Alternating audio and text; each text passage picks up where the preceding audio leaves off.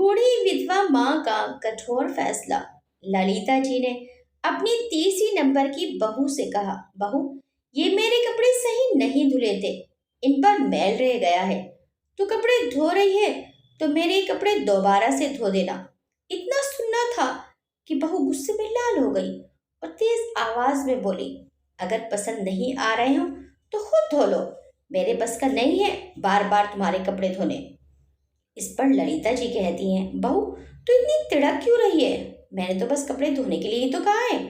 इस पर बहू और भी ज्यादा भड़क जाती है और बात बहुत ज्यादा बढ़ जाती है और बहू पैर में से चप्पल निकालकर सास को मारने को दौड़ती है और चप्पल सास की तरफ फेंक देती है। ललिता देवी जी अपना सिर एक तरफ कर लेती हैं और चप्पल साइड में से निकलकर चली जाती है। लेकिन यह घटना ललिता जी के लिए हृदय विदारक थी। ललिता जी फटी हुई आंखों से अपनी बहू को देख रही थी। वे वहीं के वहीं सुन हो गई थी। उनके मुंह से कुछ भी नहीं निकल रहा था। बहुत देर तक इसी स्थिति में रहने के बाद वे अपने कमरे में चली जाती हैं और अपने बिस्तर पर पछाड़ खाकर गिर पड़ती हैं। उनके हाथ पैर और शरीर की जान जैसे खत्म हो गई थी। उनकी बहू उनके साथ ऐसा व्यवहार करेगी, इसकी कल्पना भी उन्होंने नहीं की थी। पति के देहांत को अभी 3 ही महीने तो हुए थे। अभी तो मैं पति के जाने के गम से बाहर भी नहीं आई थी। अभी तो मेरे मन की वेदना भी खत्म नहीं हुई थी और आज मेरी बहू ने मेरे साथ ऐसा नीच कर्म किया है।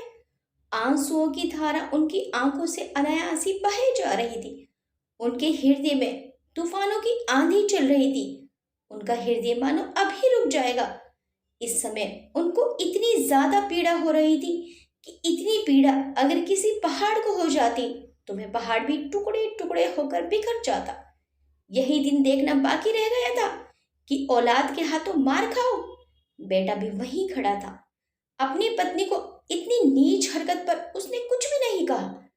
काश ये धरती फट जाती और मैं इसमें समा जाती। आप मुझे छोड़कर क्यों चले गए? आपके बदले मैं चली जाती तो ये दिन देखना नसीब तो नहीं होता। ललिता जी अपने पति रोशन चौधरी को याद करके और भी ज्यादा रोने लगी।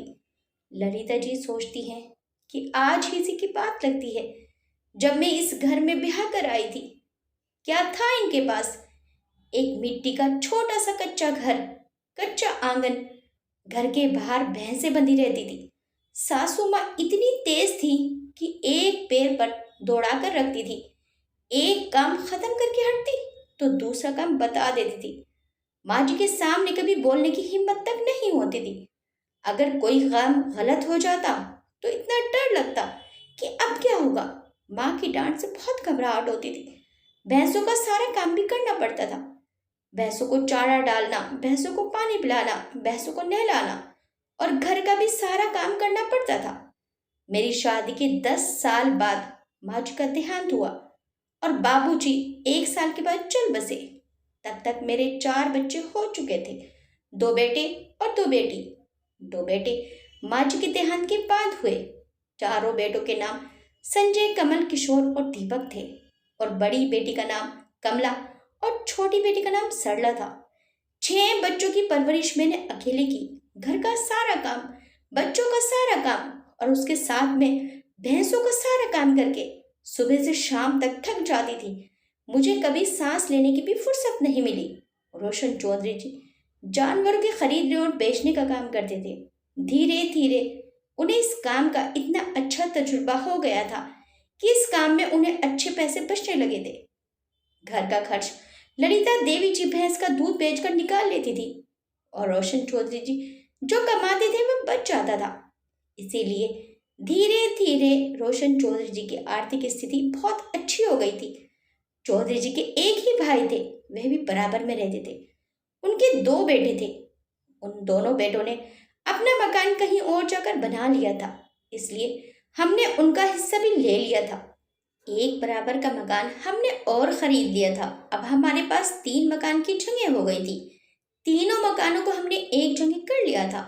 अब हमारा घर काफी बड़ा हो गया था। हमने ये सोचकर बराबर के मकान ले लिए थे कि 4 बेटे हैं, चारों की शादी के बाद घर बड़ा चाहिए होगा, तो हमने पहले ही इंतजाम कर लिया था। दो कमरे एक तरफ और दो कमरे एक तरफ बनाकर बीच में बरामदा बनाया था और सामने हमने अपना कमरा बनाया था। चारों कमरे अच्छे खासे बड़े बनाए थे और एक एक कमरा एक एक बेटे को सौंप दिया था। रोशन चौधरी जी ने बहुत मेहनत की, पाई पाई जोड़ी और एक 10 बीघे का आम का बाग खरीद लिया था और थोड़ी सी जमीन भी ले ली थी। चौधरी जी का घर में बहुत रोब था। उनके आगे कोई भी लड़का नहीं बोल सकता था। जो चौधरी साहब ने कह दिया घर में वही होता था। ललिता देवी जी भी स्वभाव से सख्त मिजाज की औरत थी, लेकिन अंदर से उनका हृदय बहुत कोमल था। धीरे धीरे करके उन्होंने अपने चारों बेटों की शादी और दोनों बेटियों की शादी भी कर दी थी। दोनों बेटियां सुखी संपन्न परिवार में गई थी। उनकी दोनों बेटियां अपने ससुराल में बहुत सुखी थीं। उनकी बेटियों को ससुराल में किसी भी प्रकार की कोई कमी ना थी। ललिता देवी जी की चारों बहुएं उनका हर कहना मानती थी। घर का सारा काम ललिता देवी जी की देख रेख में ही होता था। किसको क्या देना है, किससे क्या लेना है, ये सभी काम ललिता देवी जी ही देखती थी। सब कुछ ठीक ठाक चल रहा था। चारों बच्चे आज्ञाकारी थे, बहुएं भी आज्ञाकारी थी। रोशन चौधरी जी भी भले चंगे थे, उन्हें कोई बीमारी भी नहीं थी। बस अचानक सीने में दर्द उठा और 10 मिनट के अंदर ही उनकी देह ने प्राण त्याग दिए और हम बस देखते रह गए। हम कुछ भी ना कर सके। चौधरी साहब क्या गए, घर की रौनक ही चली गई। सारी जिंदगी मेहनत कर करके तिनका जोड़ जोड़ कर अपने घर की जो व्यवस्था हमने बनाई थी, अब वह सब बिगड़ चुकी थी। चारों बच्चे जो आज्ञाकारी थे वे अपनी मनमानी करने लगे थे। बहुएं भी अब कहना नहीं मानती थी, अपनी मन मर्जी चलाने लगी थी। और आज तो हद ही हो गई थी। किशोर की पत्नी ने तो आज हाथ ही उठा दिया था। जब से मैं इस घर में ब्याह के आई थी, तब से मैंने क्या नहीं सहा, मैंने क्या नहीं किया इस घर के लिए, इन बच्चों के लिए। कितनी मेहनत की मैंने इस घर को बनाने में, और आज मेरे ही घर में मेरा अपमान किया जा रहा है। ये दर्द, ये तकलीफ मैं कैसे सहूं। मेरे हृदय में अंगार देख रहे हैं जिसे दुनिया का कोई भी सागर नहीं बुझा सकता। मैं अपने मन की वेदना को कैसे शांत करूं। यही सोचते सोचते ललिता देवी जी की पूरी रात रोते रोते गुजर जाती है। उनकी आंखें रोते रोते सूज गई थी। उन्हें किसी भी तरह करार नहीं आ रहा था। दिन से शाम, शाम से रात और रात से सुबह हो गई थी, लेकिन कोई सा बेटा बहू उनके पास नहीं आया था। इस बात की उन्हें और भी ज्यादा तकलीफ हो रही थी। उन्होंने अपने आंसू साफ किए और खड़ी हुई और एक बैग लिया और उसमें उन्होंने अपने कुछ कपड़े रखे, जमीन, बाग और घर के कागजात रखे। जितना कैश उनके पास था और जेवर उनके पास था अपने बैग में रखा और अपने घर से निकल पड़ी। जब वे घर से बैग लेकर निकल रही थी तो किसी बेटे और बहू ने उन्हें रोकने की कोशिश तक नहीं की। ललिता देवी जी घर से सामान लेकर निकल तो चुकी थी, किंतु उनके हृदय में अनेक प्रकार की दुविधा ने जन्म ले लिया था। क्योंकि जब से ललिता जी इस घर में बहू बनकर आई थी, तब से कभी भी ऐसे सामान के साथ मायके नहीं गई थी। ससुराल की जिम्मेदारियों ने ललिता जी को इस कदर बांध दिया था कि कभी ऐसी नौबत ही नहीं आई थी कि सामान लेकर मायके जाना पड़े। आधे दिन या एक रात के लिए अपने मायके जाती थी और लौट आती थी। अब उनके हृदय में ये दुविधा भी थी कि भाई भाभी को उत्तर क्या दूंगी। वे दोनों प्रश्न जरूर करेंगी कि ऐसे अचानक कैसे आना हुआ। यही सोचते सोचते ललिता अपने माँ के द्वार पहुंच जाती है। अंदर जाने की हिम्मत ना होती थी, किंतु जाना तो था ही। बहुत साहस के साथ घर में कदम रखा। सामने ही खाट पर भाई विराजमान थे, हुक्का पी रहे थे। भाई ने ललिता देवी जी को देखा तो चौंक गए और कहने लगे, बहन ललिता, तुम आज ऐसे अचानक, सब कुशल मंगल तो है ना बहन। तभी भाभी भी अंदर से आई और अपनी ननंद को देखकर प्रसन्न हो गई। अरे दीदी, आप, कितना अच्छा लग रहा है आपको देखकर। दीदी आइए ना, अंदर आइए। अब तो वहीं खड़ी हो गई है। हाँ हाँ बहन, अंदर आओ। ललिता जी ने अपना सामान एक तरफ रखा और दूसरी खाट पर वहीं बैठ गई। भाभी ने ललिता जी को जल पिलाया और फिर भोजन लेने चली गई। ललिता जी के चेहरे पर परेशानी का साया था। जो कि साफ साफ दिखाई पड़ रहा था। ललिता जी के भाई ने प्रश्न किया, ललिता बहन क्या बात है? मैंने तुम्हें कभी ऐसे आते हुए नहीं देखा और ना ही कभी तुम इतने सामान के साथ आई हो। सब कुशल मंगल तो है ना? कोई बात तो नहीं है ना? ललिता जी के भाई मन्नू चौधरी ने विचार पूर्वक प्रश्न किया। नहीं नहीं भाई, ऐसी कोई बात नहीं है। तुम तो जानते हो भाई, चौधरी जी के जाने के बाद मैं किस तरह से संभली हूँ। उनके रहते किसी भी दिन घर में मायूसी नहीं पसरी। जब देखो कुछ ना कुछ करते ही रहते थे तो मन लगा रहता था। किंतु अब तो जैसे घर में मातम पसरा रहने लगा है। किसी काम में मन नहीं लगता है। काम तो सारे ही हो जाते हैं, किंतु वो बात नहीं जो चौधरी जी के रहते थी। इसलिए कुछ दिन यहाँ रहने आई हूँ। हृदय को भी शांति प्राप्त होगी। ललिता जी ने दुखी मन से उत्तर दिया। हाँ हाँ बहन, अच्छा किया। तुम्हारा घर है, जितने दिन रहना है रहो। तभी भाभी भोजन लेकर आ जाती हैं। ललिता जी भोजन करती हैं, फिर अपना सामान उठाकर कमरे में चली जाती हैं। सामान रखकर खाट पर बैठ जाती हैं और कुछ देर सोचती रहती हैं। फिर लेट जाती हैं। फिर लेटकर गहरी सोच में डूब जाती हैं। ललिता देवी जी को अपनी बहू का व्यवहार सामने आकर सता रहा था। उस दृश्य को भूलना चाहती, किंतु रह रहकर याद आ जाता था। इस दृश्य ने ललिता देवी जी के हृदय पर सैकड़ों बार कर डाले थे और किसी से कुछ कह भी नहीं सकती थी।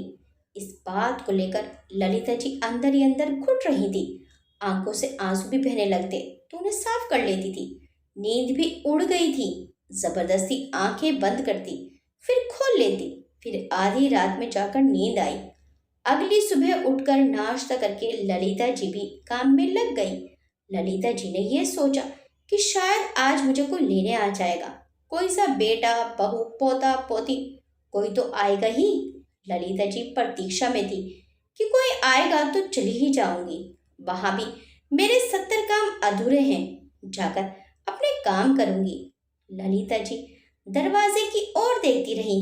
काम करते करते, खाते पीते, बातें करते करते शाम का समय आ गया। ललिता जी दरवाजे की ओर देखती रही, फिर दिल महसूस कर रह जाती। अब रात का समय हो गया था। भोजन करके फिर से अपनी खाट पर लेट गई और सोच में डूब गई। सोचते सोचते नींद में खो गई। सुबह सवेरे जब ललिता देवी जी जागी तो सोचने लगी कि आज तो मैं चली ही जाऊंगी। दरवाजे की ओर देख रही थी तो देखा ललिता देवी जी की दोनों बेटियां अपने बच्चों के साथ आ रही थी। ललिता देवी जी के चेहरे को मुस्कान ने छू लिया। सब बच्चे ललिता जी के गले लग गए। ललिता जी की बड़ी बेटी का बेटा गौरव और छोटी बेटी की बेटी रूबी ललिता जी की जान थे। गौरव और रूबी अपनी नानी से बहुत प्यार करते थे। गौरव और रूबी ललिता जी की सेवा करते थकते नहीं थे और अपनी नानी को बहुत हंसाते थे। जब रात हुई तो सबने बहुत गप्पे मारे। ललिता जी बच्चों के साथ अपने सारे दुख दर्द भूल गई। ललिता जी की दोनों बेटियां भी अपनी माँ पर जान देती थी। जब उन्हें पता चला माँ मामा के घर आई है तो अपने अपने बच्चों को लेकर वहीं आ गई और अपनी माँ के साथ खूब बातें की और उनकी सेवा की। 2 दिन रहने के बाद सब चले गए। गौरव और रूबी का जाने का मन नहीं था, किंतु दोनों की ही परीक्षा चल रही थी। गौरव बीएससी और रूबी इंटर में थी, इसलिए जाना पड़ा। सबके जाने के बाद ललिता देवी जी के चेहरे पर फिर से मायूसी ने पहरा दे डाला। बेटियां, बेटियों के बच्चे थे तो ललिता देवी जी को कुछ भी सोचने का मौका नहीं मिला। किंतु अब ललिता देवी जी फिर से सोचने लगी कि मुझे लेने तो अब तक कोई भी नहीं आया है। क्या मैं किसी को याद नहीं? क्या मैं किसी के लिए भी आवश्यक नहीं? क्या मेरे बिना भी सब काम हो रहे हैं? ये सभी प्रश्न ललिता देवी जी को खाए जाने लगे। ललिता देवी जी दरवाजे की ओर देखती रहती थी। ऐसे ही देखते देखते एक सप्ताह बीत गया, कोई लेने नहीं आया। एक सप्ताह से फिर 15 दिन बीत गए। ललिता देवी जी के घर में उनके बच्चों का ये हाल था कि सब ईश्वर का शुक्र अदा करते रहते कि अच्छा है बुढ़िया टली और जाएगी कहाँ। अपने भाई के जाकर फिर आटपकेगी यहीं। और रही बात जायदाद की, तो माँ है हमारी, लेकर कहाँ जाएगी? सब हमारा ही तो है, हमारे ही नाम करेगी घर। ललिता देवी जी को जब अपने भाई के घर रहते 15 दिन हो चले तो मन्नू भाई को उनके लिए चिंता सताने लगी। मन्नू भाई ने अपनी पत्नी से भी इस बारे में वार्तालाप की। भाभी भी चिंता व्यक्त करने लगी। मन्नू भाई बहुत ही सज्जन व्यक्ति थे, दयालु, समझदार व्यक्ति थे। मन्नू भाई की पत्नी भी संस्कारी महिला थी। दोनों को यह चिंता सताने लगी कि ऐसे ही आई थी और 15 दिन बीत चुके हैं, सब कुशल मंगल है ना। तो मन्नू भाई ने ललिता जी से इस बारे में वार्तालाप की। तो ललिता जी ने अपने भाई को सब बता दिया। मन्नू भाई ने ललिता देवी जी को सांत्वना दी और उन्हें समझाने लगे कि कोई नहीं आया तो तुम स्वयं चली जाओ। वे सब तुम्हारे बच्चे हैं, तुम्हारी अपनी औलाद हैं। अपना घर संभालो। वे सब तुमसे डर रहे होंगे, तुम्हारे आने की प्रतीक्षा कर रहे होंगे। ललिता देवी जी की आंखों से आंसू बहने लगे और कहने लगे कि भाई, मैंने तुमसे सारी बात नहीं बताई, लेकिन अब मुझसे और सहा नहीं जाता। अब मुझे अपना हृदय तुम्हारे सामने खोलकर रखना ही पड़ेगा। मन्नू भाई चौंक जाते हैं और ललिता देवी जी के कंधे पर हाथ रखते हैं। ललिता देवी जी अपने भाई मन्नू को अपनी बहू का व्यवहार बता देती हैं। मन्नू भाई अपनी बहन को सांत्वना देते हैं और चुप करते हैं और समझाते हैं। ललिता देवी जी कहती हैं कि मैंने सोचा था कि मुझे कोई ना कोई लेने आ ही जाएगा, लेकिन ये ना सोचा था कि कोई भी नहीं आएगा। किसी ने आकर झूठ को भी अपनी माँ की सुध न ली, किसी को भी मेरी याद ना आई, किसी को भी मेरी आवश्यकता नहीं। ललिता जी का कलेजा फटकर मुंह को आ रहा था। ललिता देवी जी का हृदय तेज गति में दौड़ रहा था। ललिता देवी जी कहती है, जो पीड़ा मैंने अपने बच्चों की जन्म के समय भी ना सही, वो आज सह रही हूँ। इतनी पीड़ा मैंने अपने जीवन में इतने कष्टों में भी ना सही, जो आज एक साथ सह रही हूँ। मेरे 4 लड़के हैं, चारों में से किसी की भी प्रिय ना बन सकी, चारों में से किसी का भी हृदय ना तड़पा अपने माँ के लिए। बहुए तो बहुए हैं, अपने चारों बेटे अपने ना हो सके तो किसी से क्या कहना। एक भी अपनी माँ की सुध ले लेता तो हृदय को करार आ जाता, लेकिन अब क्या करूं मैं, मेरे ईश्वर तू ही बता। ललिता जी बहुत रोती हैं। मन्नू भाई और उनकी पत्नी उन्हें सांत्वना देते हैं और उन्हें उनके कमरे में छोड़कर चले जाते हैं।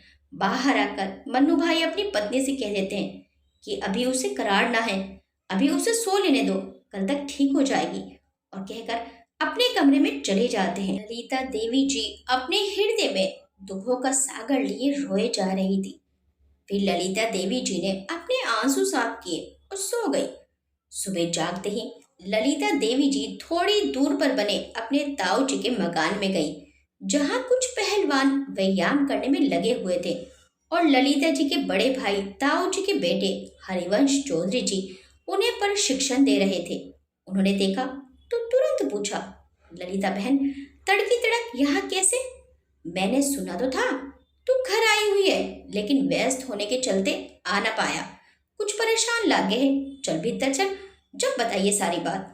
हरिवंश चौधरी जी अपनी बहन को अंदर ले जाते हैं और ललिता देवी जी के सारी बात बताने पर उन्हें सांत्वना देते हैं और कहते हैं, जब तक तेरे यो भाई जीवे है तू दिक्कत न मानिए कोई, तू घर जा, रोटी खा जाके मुझ पे छोड़ दे।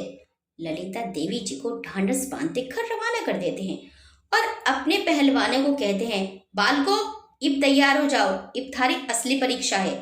हरिवंश चौधरी जी बहुत इज्जतदार, रुआबदार, बड़ी बड़ी मूछों वाले, बड़े कद काठी वाले, बड़े साहसी निडर पहलवान व्यक्ति थे। अच्छे अच्छों की पूंगी बच जाती थी उन्हें देखकर। जब अपने पहलवानों के साथ ललिता देवी जी के घर पहुंचते हैं तो उन्हें देखकर ललिता देवी जी के बेटे बहुओं के होश उड़ जाते हैं। हरिवंश चौधरी जी को देखा तो उन्हें लगा जैसे कोई बब्बर शेर आ रहा हो। ललिता देवी जी के बेटे तो पहले ही हरिवंश चौधरी जी से डरते थे, आज तो उनकी हृदय धरती पर आ गिरे। हरिवंश चौधरी जी कहते हैं, इब सुन लो कान खोलकर सब मेरी बात। 10 मिनट के अंदर अंदर यदि वो घर खाली ना करा तो मेरे पट्टे जवान लट्ठा लेवेंगे और शरीर का कोना कोना सुझा देवेंगे। इब जिसे बात समझ में आ गई हो वो मर जा पड़ेगू, और जिसे ना आई हो वो आ जाऊरेगू कोना कोना सुझवाने। इतना सुनना था कि सारे बेटे बहू अपने शरीर का कोना कोना बचाने के लिए तुरंत अपना अपना सामान जो भी हाथ लगा लेके भाग खड़े हुए। उनकी तो इतनी भी हिम्मत नहीं हुई कि हरिवंश चौधरी जी से कोई प्रश्न करे। ललिता देवी जी अपने भाई हरिवंश चौधरी जी का धन्यवाद करती हैं। तो हरिवंश चौधरी जी ललिता देवी जी के सर पर हाथ रख देते हैं। ललिता देवी जी अपना घर जमीन सब बेच देती हैं और एक छोटा सा घर ले लेती हैं, जिसमें ललिता देवी जी के पास गौरव और रूबी रहते हैं और ललिता देवी जी की खूब सेवा करते, खूब हंसाते हैं। एक दिन अपना सब मुंह लेकर सारे बेटे बहू आते हैं, क्षमा मांगते हैं और कहते हैं, माँ हमें भी अपने साथ रख लो या हमारे साथ चलो। माँ कहती है, क्या होश आई तुम्हें मुझे लेने की? जब मैं प्रतीक्षा करती रही दिन रात, तब कोई सुन न ली किसी ने भी मेरी। तो चारों बेटे बहू एक दूसरे को दोषी ठहराने लगे। ललिता देवी जी कहती हैं कि वो तो चौधरी जी सब मेरे नाम करके गए थे, जो आज मैं यहाँ भी खड़ी हूँ। नहीं तो जीते जी तो मार ही डाला तो तुमने मुझे। जब तुम में से किसी ने मेरी सुध न ली, तो अब मैं क्यों तुम्हारी सुध लूं? मैं तो माँ हूँ। माँ का हृदय तुम्हें क्षमा कर भी देगा, लेकिन मैं एक विधवा औरत भी हूँ, बूढ़ी औरत। और ये बूढ़ी औरत अब तुम्हें क्षमा नहीं करेगी। तुम लोगों ने इतने दुख दर्द दिए, इतने घाव दिए हैं, इतने आंसू दिए हैं कि ये मासूम सा हृदय अब पत्थर बन चुका है। जो मैंने दर्द सहे, उसका बदला तुम कभी भी नहीं उतार सकते। इसलिए तुम्हारी यही सजा है। अब कहीं भी जाकर रहो। मुझे मेरे बच्चे मिल गए हैं। गौरव और रूबी मेरे बच्चे हैं और इन्हीं के नाम मैंने अपनी जायदाद कर दी है। सारे बच्चों को सदमा लग जाता है और बच्चों की तरह रोने लगते हैं। तभी गौरव और रूबी जोर से चिल्लाते हैं, हरिवंश अंकल जी आप। तो ललिता देवी जी के बच्चे वहां से गायब हो जाते हैं। गौरव और रूबी ने ऐसे ही मजाक किया था और अपनी नानी के गले लग जाते हैं। नानी भी बहुत हंसने लगती है। माँ की दुआ कभी खाली नहीं जाती। माँ की दुआ कभी टाली नहीं जाती। माँ बर्तन मांज कर भी 4-5 बच्चे पाल लेती है, मगर 4-5 बच्चों से एक माँ पाली नहीं जाती। आपको ये कहानी कैसी लगी हमें कमेंट करके जरूर बताइएगा। वीडियो अच्छी लगी तो वीडियो को लाइक शेयर सब्सक्राइब करना मत भूलिएगा। मिलते हैं नेक्स्ट टाइम एक अच्छी सी वीडियो के साथ। Till then bye bye.